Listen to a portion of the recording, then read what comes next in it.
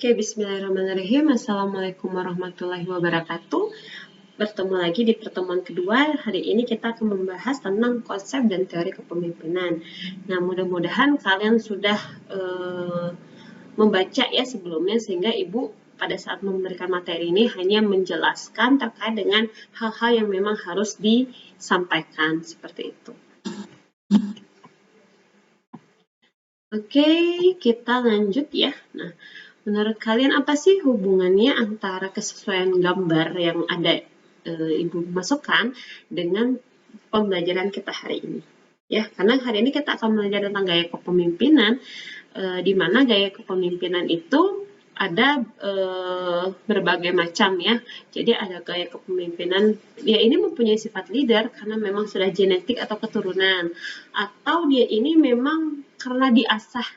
Ya, jadi orang yang biasa mungkin di antara mahasiswa semua nanti bisa menjadi seorang leader ya karena diasah dan memang mau seperti itu ya. Nah, ada lagi yang karena memang lingkungannya. Jadi lingkungannya yang membentuk dia sehingga muncullah jiwa kepemimpinan yang ada. Di sini mungkin kalian bisa membaca ya apa itu leadership dari berbagai macam sumber-sumber yang ada. Karena kalau kita berbicara tentang leadership ini secara teori sebenarnya mungkin mudah ya, tetapi untuk pengaplikasiannya atau implementasinya itu yang mungkin agak sedikit susah seperti itu ya. Nah, syarat pemimpin ya.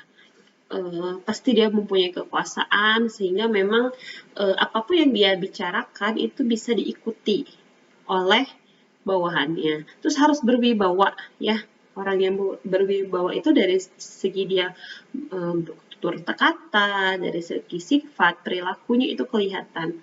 Terus dia mempunyai kemampuan itu ya kemampuan dari segi berkomunikasi yang bagus, kecakapan, keahlian, skill, dan lain sebagainya. Oke, di sini peran-perannya ada tentang interpersonal role. Jadi ya, seorang leader itu kan secara garis besar dia itu menjadi role model ya, menjadi tumpuan bagi staff-staffnya seperti itu. Ini Ibu skip ya, mungkin kalian bisa baca. Nah, Ibu akan menjelaskan terkait dengan teori leadership. Di sini Ibu tidak jelasin ya, jadi Ibu akan menyampaikan saja. Nah, untuk yang paling sering digunakan adalah Marquis and Huston dengan teorinya Douglas. Nah, di Marquis and Huston ini ada 3 teori tentang leadership. Yang pertama itu teori trait atau Big Bang. Di mana teori trait atau Big Bang itu adalah teori secara keturunan tadi. Contohnya misalnya kita lihat misalnya di Yogyakarta ya, itu Sultan Hamengkubuwono itu adalah penerus ya. Jadi mulai dari 1 sampai dengan 10, nah itu adalah penerus secara garis keturunan. Nah, itu berarti dia itu sudah menjadi leader karena teori trait atau keturunan. Nah, yang kedua adalah teori behavior. Behavior artinya adalah teori lingkungan ya. Lingkungan ini berarti memang dia ini mungkin bisa jadi dari orang biasa, tetapi lingkungan membentuk pribadinya dia sehingga dia ini muncul jiwa kepemimpinannya. Nah, yang ketiga ini teori kontingensi atau situasional. Nah, ini ada yang berpendapat ini agak sedikit teorinya ini konspirasi ya. Jadi contohnya misalnya kalian menciptakan sesuatu masalah yang memang kalian ciptakan, terus nanti tiba-tiba kalian itu muncul sebagai leadernya atau seseorang yang bisa memecahkan masalah tersebut. Padahal ini masalah ini konspirasinya itu timbul karena orang ini yang menciptakan seperti itu. Jadi ini yang disebut dengan teori kontingensi atau situasional. Jadi dia mencari celah-celah gitu ya untuk nanti menjadi seorang leader. Nah, untuk Douglas ini teorinya mungkin kalian sering mendengar ya XYZ. Jadi XYZ itu makin teorinya Z itu makin dia baik. Kan? Jadi kalau teori X itu dia kalau misalnya tidak akan melakukan sesuatu kalau disuruh.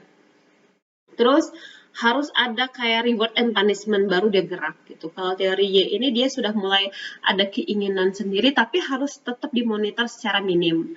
Nah, kalau teori Z dia ini sudah melakukan sesuatu karena kesadaran, karena keinginan sendiri, bukan karena paksaan orang lain. Nah, di sini kalian bisa menilai ya, apakah kalian misalnya harus di woro-woro dulu baru mengerjakan sesuatu, berarti ini masih ke teori X. Mudah-mudahan semuanya sudah masuk ke ranah teori Z ya, karena sudah keinginan sendiri gitu ya. Nah, untuk style atau gaya kepemimpinan ini ada 4 macam, yaitu pertama otoriter. Nah, banyak orang menganggap otoriter itu adalah pemaksaan ya, dalam tanda kutip. Pemaksaan yang memang pemimpinan biasanya tegas, lugas, jelas gitu ya. Jadi misalnya kalau memberikan tugas, misalnya ibu memberikan tugas, minggu depan kalau nggak ngumpul ya udah nilainya kosong. Gitu.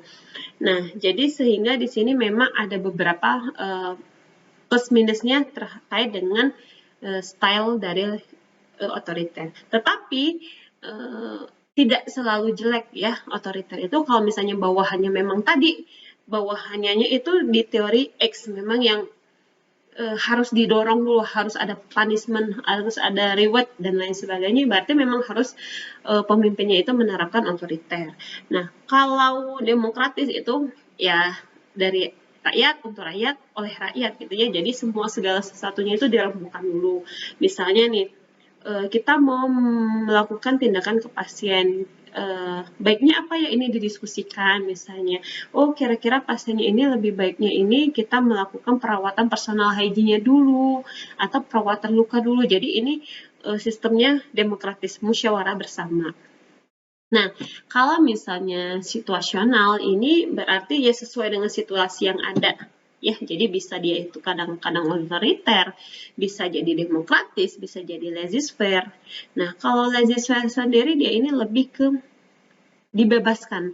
Jadi dibebaskan tapi tetap ada outputnya atau capaiannya. Contohnya misalnya seorang kepala ruangannya bilang gini, oke, saya taunya kalian itu harus menulis dokumentasi asuhan keperawatan setelah habis dinas. Jadi sebelum kalian pulang, dokumentasi itu harus terisi secara full.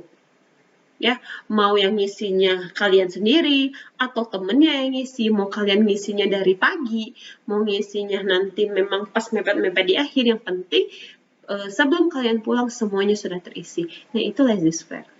Ya. Kalau menurut ibu, kalau di rumah sakit, apalagi kita di pelayanan kesehatan, apalagi nanti kalau kalian sudah masuk ke ruang OK, biasanya pasti yang paling sering adalah otoriter, karena harus cepat, tegas, ya. Misalnya ambilkan obat, itu kan kita nggak bisa pelan-pelan ngambil, harus cepat karena ini berhubungan dengan nyawa pasien ya gitu. Jadi tidak selalu otoriter itu adalah style yang jelek. Oke, sampai sini mudah-mudahan paham ya. Oke, nah ini pertanyaan Ibu minggu kemarin ya. Jadi apa sih bedanya leadership sama manajemen, bisa kita lihat. Sangat gamblang, manajemen itu kalau terlihat ini lebih ke struktural ya. Jadi tugas-tugas fungsinya lebih ke organizing dan staffing, membuat SOP dan lain sebagainya. Kalau leader itu dia memotivasi, lebih ke, jadi biasanya memang communication skill-nya itu memang bagus ya. Gitu. Nah, ini mangga kalian bisa lihat apakah kalian mempunyai poin, terutama di poin 1, 2, dan 3. Biasanya memang berpikirnya itu visioner ya, atau jangka panjang. Nah, ternyata sumber daya kekuatan pemimpin ini 50% adalah kekuatan pribadi. Yang tadi ya misalnya, oh dia ini karena genetik, hanya 15% kok gitu ya. Karena pintar saja misalnya itu hanya 35%. Paling banyak adalah karena kekuatan pribadi. Yuk mulai sekarang berarti semua orang bisa menjadi leader, semua orang bisa jadi pemimpin, dan pemimpin yang baik itu nanti dia akan banyak followersnya, akan banyak pengikutnya, sehingga memang apa yang kita cita-citakan, apa yang menjadi tujuan kita itu bisa diterima oleh rekan-rekan semuanya. Oke, mangga mudah-mudahan kalian ada di tahapan mampu dan mau, sehingga menjadi seorang leader yang baik. Mungkin itu saja dari Ibu akhiri. Ini case study-nya kalian bahas di forum